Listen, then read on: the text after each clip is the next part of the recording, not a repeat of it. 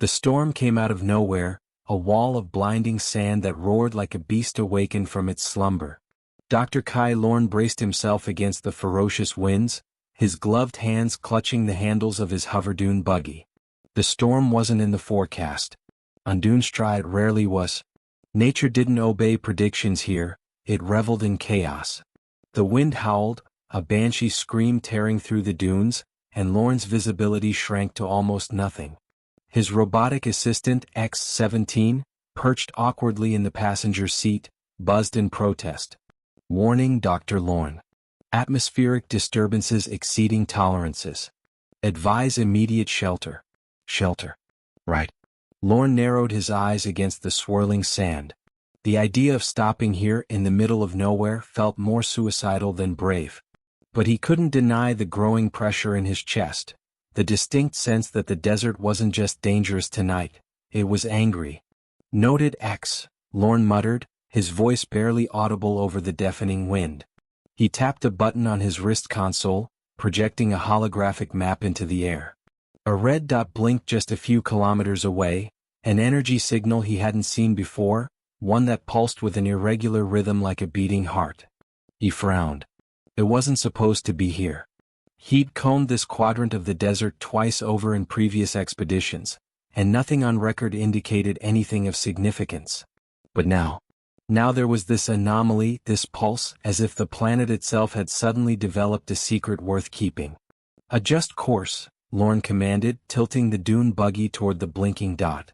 If there was a shelter, it was there. And if not, well, at least he'd die knowing what had called to him. The storm only grew worse as he approached. The wind hammered against his vehicle like a living thing, trying to shove him back, to deny him entry into some forbidden realm. The engine sputtered, the sand choking its intake valves, and the glow of the anomaly was the only thing keeping Lorne from turning back. Then he saw it. A jagged outcrop of black stone emerged from the dunes, half-buried but unmistakably unnatural. It shimmered faintly under the storm's fury, a structure as alien as it was ancient. Lorne slammed the brakes, the buggy skidding sideways in the sand before coming to a halt. Unidentified structure detected, X-17 reported, its mechanical voice betraying a hint of awe, or perhaps that was just Lorne's own excitement projected onto it. He climbed out, the sandstorm battering his suit as he trudged toward the monolith. Up close, the structure was covered in intricate carvings, symbols that seemed to shift and twist when viewed from different angles. They were unlike anything he'd seen before, even in the archives of alien civilizations he'd studied. X, he called over the comlink, scan this. The droid floated closer, its sensors emitting a soft hum. Material analysis inconclusive. Age, approximately 10,000 years with significant energy signatures present. Recommendation, proceed with caution. Lorne smirked. Caution's never gotten me anywhere fun. The entrance to the structure wasn't obvious at first. The carvings seemed to swirl and blur together, as if mocking his attempts to understand them. But then, with a gentle press of his hand on one of the symbols, the air around him shimmered. The storm seemed to fade into the background as a section of the stone slid open, revealing a narrow passageway. Dr. Lorne, X-17 said, hovering at his shoulder, this structure is emitting electromagnetic pulses. Prolonged exposure may affect your vitals. Recommend aborting exploration. Noted, Lorne replied, stepping inside anyway. The passageway descended into darkness, illuminated only by faint blue lights embedded in the walls.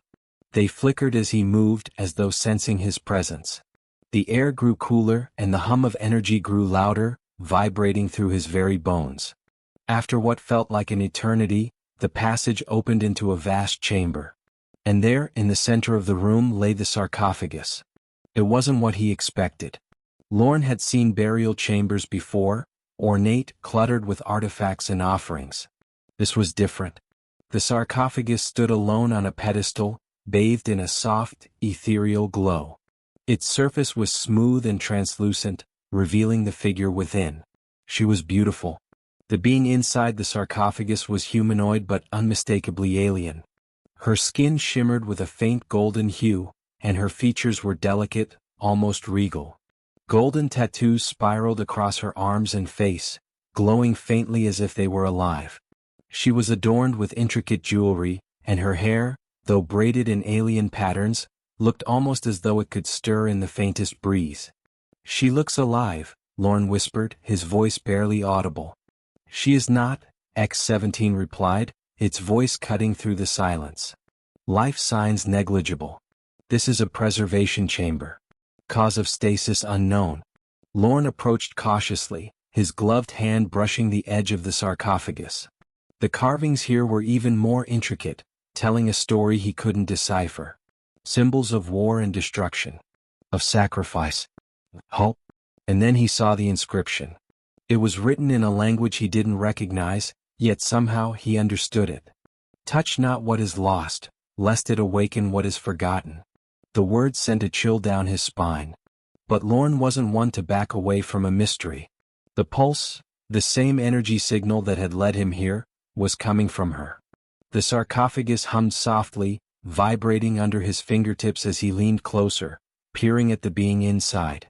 "What happened to you?" he murmured. And then, as if in response, her eyes opened. It was impossible. She had been still as death just a moment ago. But now those silver luminescent eyes stared back at him. The hum of the sarcophagus grew louder, and the air around him seemed to vibrate with tension. "Dr. Lorne," X-17 said, its tone urgent, "the energy levels are spiking. We must evacuate." Before the droid could finish, the room exploded with light. Lorne staggered back, shielding his eyes as the being inside the sarcophagus gasped, her chest rising as though she had just drawn her first breath in centuries. And then she spoke. Her voice was soft but resonant, carrying a power that made the walls themselves seem to tremble. The words were alien, incomprehensible, yet they reached into Lorne's mind like tendrils of light, wrapping around his thoughts and pulling him closer.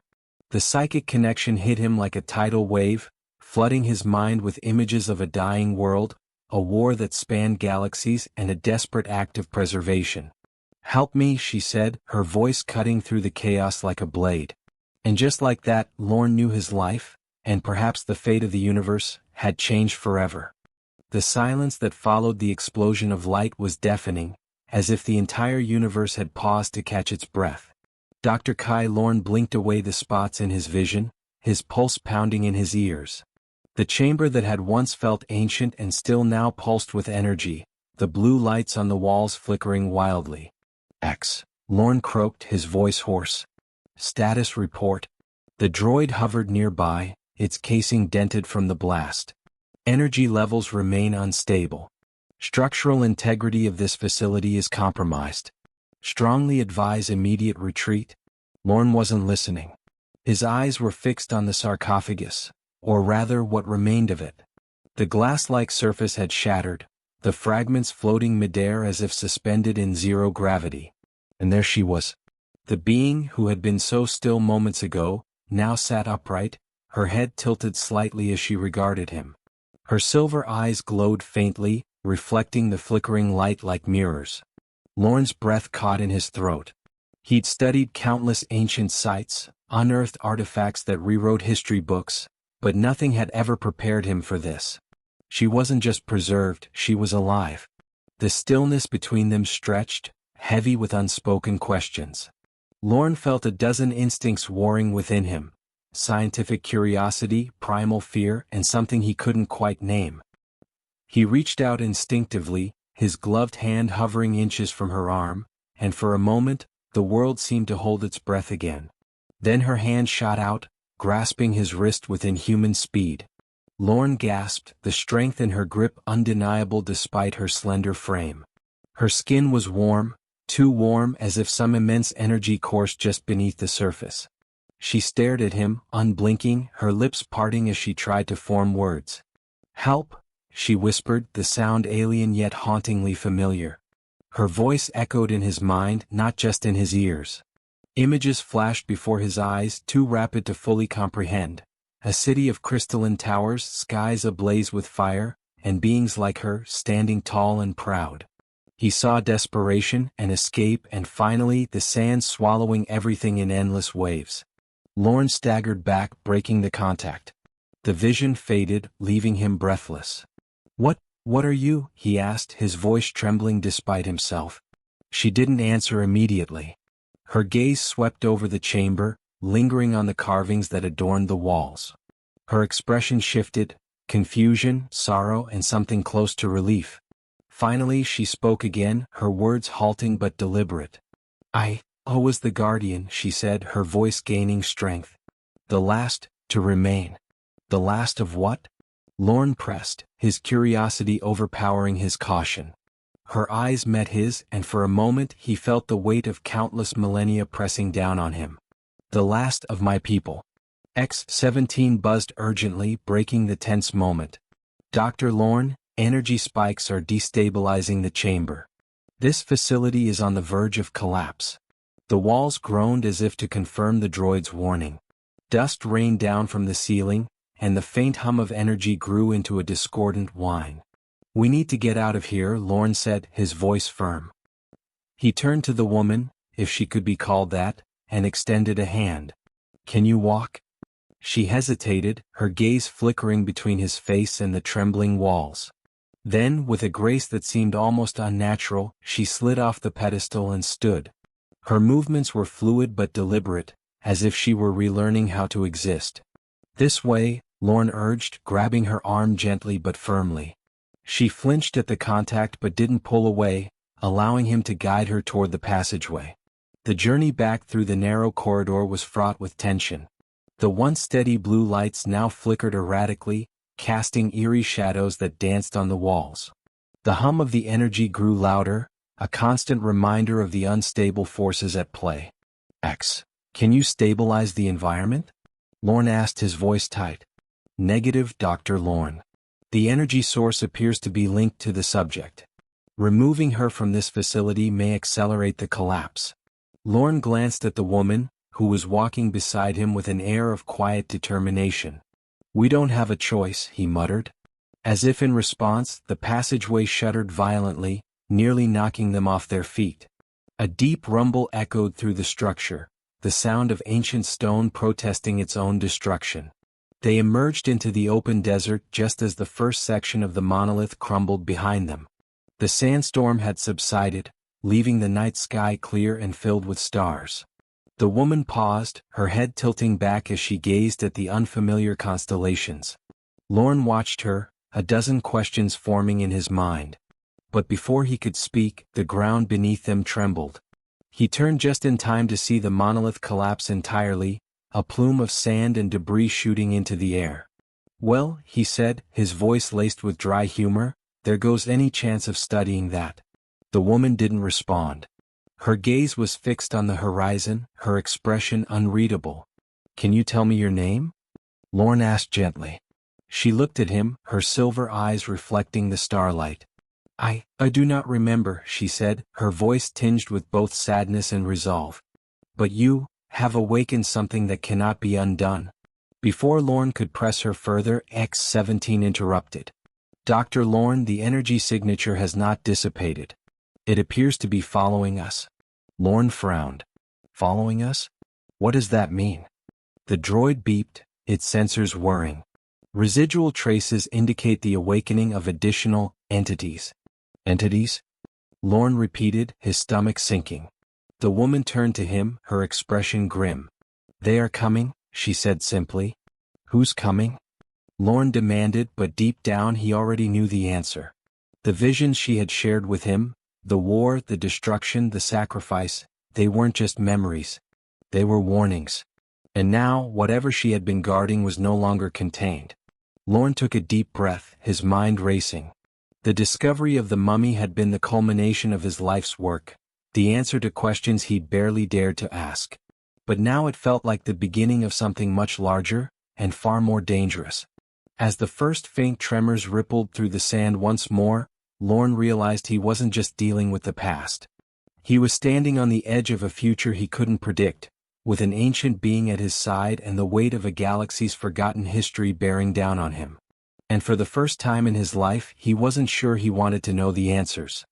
The stars seemed closer that night, their cold light pressing down on the vast desert as though the heavens themselves were watching. The air was unnaturally still, the silence so complete it made every breath feel intrusive.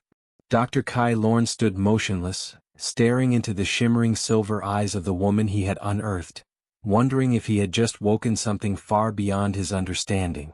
"What did you mean, they are coming?" Lorne asked, his voice low but urgent. She didn't answer immediately. Instead, she raised a hand, her fingers trembling as if remembering their purpose, and pointed toward the horizon. Her gaze grew distant, her lips moving soundlessly. Then the earth rumbled beneath their feet. It was a subtle vibration at first, like the distant hum of machinery buried deep underground. But it grew stronger, spreading through the sand in waves until the dunes themselves seemed to tremble in fear. Lorne stumbled, glancing around wildly. What's happening?" he barked, his voice tinged with panic. The droid sensors whirred as it hovered beside him. "Seismic activity detected. Energy signatures are escalating rapidly. Source unknown, but it appears to correlate with the subject's presence." Lorne turned to the woman, who stood eerily calm amidst the chaos. "What's causing this?" She finally spoke, her voice carrying an unsettling certainty. "The seal has been broken. They feel my presence, and they will come." The ground erupted several feet away, a geyser of sand and rock shooting into the air. Lorne shielded his face as the debris rained down, his heart pounding in his chest. From the crater emerged a shimmering light, swirling and coalescing into a shape that defied reason. It wasn't solid, yet it wasn't entirely ethereal. The entity seemed to flicker between forms, a serpentine figure one moment, a jagged mass of glowing shards the next. Its presence exuded a cold, oppressive power that made Lorne's knees feel weak. "What is that?" he whispered, his voice barely audible. "A sentinel," the woman said, her tone laced with both recognition and dread. "It was created to guard the gateway, to ensure I could never return." "Return where?" Lorne demanded, but she didn't answer. Her attention was locked on the sentinel, her posture shifting as though preparing for a fight. The sentinel emitted a sound that wasn't a sound at all, more a vibration that rattled Lorne's teeth and seemed to pierce his very mind. He dropped to his knees, clutching his head. The woman stepped forward, her presence suddenly radiating an authority that hadn't been there moments before. She raised a hand, and a ripple of energy burst from her palm, colliding with the sentinel. The creature recoiled, its form destabilizing momentarily before solidifying again. "It's bound to the gateway," she muttered, more to herself than to Lorne. "It draws its strength from the seal." Lorne struggled to his feet, his mind racing. "What seal? You need to start explaining what's going on." She turned to him, her expression both weary and resolute. "The seal was placed to contain what remained of my kind, to prevent them from returning to a galaxy that had turned against us. But with my awakening, the balance is breaking." Another tremor shook the ground, and more sentinels began to emerge from the sand, their forms glowing with the same unearthly light. Lorne counted 3, then 5, then more than he could keep track of. "We can't fight all of them," he shouted, backing away. "We don't need to fight," she said, her voice calm despite the chaos. "We need to leave this place. The gateway's energy is feeding them. If we put enough distance between us and the ruins, they will lose their power." "How much distance are we talking?" Lorne asked, his heart sinking. Her silver eyes met his, unblinking. "Far enough that they can no longer sense me. But the farther we go, the more the energy I awaken will spread." Lorne groaned, running a hand through his hair. "So we're either unleashing ancient guardians or risking them chasing us across the planet. Great options." She didn't respond. Instead, she turned and began walking, her movements purposeful and confident. Lorne hesitated for only a moment before following, X-17 hovering nervously behind him. The desert stretched endlessly before them, the stars providing faint illumination as the sentinels followed. They didn't move conventionally, their forms shifted and flickered, appearing and disappearing in bursts of light. Each time they reappeared, they seemed closer, their presence more menacing. "We're not losing them," Lorne said, glancing over his shoulder. "I told you," the woman replied, her tone steady. "They are bound to the gateway. As long as it remains open, they will hunt us." "And how do we close it?" She stopped abruptly, turning to face him. We can't. Lorne stared at her, his frustration boiling over. That's not an answer. There has to be a way, something we can do to stop this. Her gaze softened, a flicker of sorrow crossing her face. The gateway was sealed with the lives of my people. It can only be closed the same way. Before Lorne could respond, the nearest sentinel lunged, its form solidifying into jagged spines that struck the ground mere inches from where they stood. The woman raised her hand again, a burst of energy repelling the creature momentarily, but it quickly recovered. We're out of time, she said, grabbing Lorne's arm. If we don't leave now, none of this will matter. The urgency in her voice propelled him forward, his legs moving despite the weight of fear pressing down on him. The sentinels closed in, their numbers growing, their movements faster and more coordinated. What are they waiting for? Lorne shouted, his breath ragged. They're testing us, she replied grimly. Waiting for the right moment to strike. And when is that? She glanced at him, her expression unreadable. Soon. As they crested a dune, the woman suddenly stopped, her head snapping toward the horizon. Lorne followed her gaze, his eyes widening as he saw the faint glow of a city in the distance. Is that their stronghold? She said, her voice tight. If we can reach it, we may have a chance to survive. What kind of chance? Her lips curved into the faintest hint of a smile, though it held no warmth. The kind that depends on whether you're willing to trust me. Lorne hesitated, his mind racing with doubts and questions. But the sentinels were closing in and time was running out. Fine, he said, his voice firm. But if this doesn't work, I'm blaming you. She nodded, her expression resolute. Fair enough. With that, they began their desperate march toward the unknown, the flickering lights of the sentinels a constant reminder of the stakes they faced.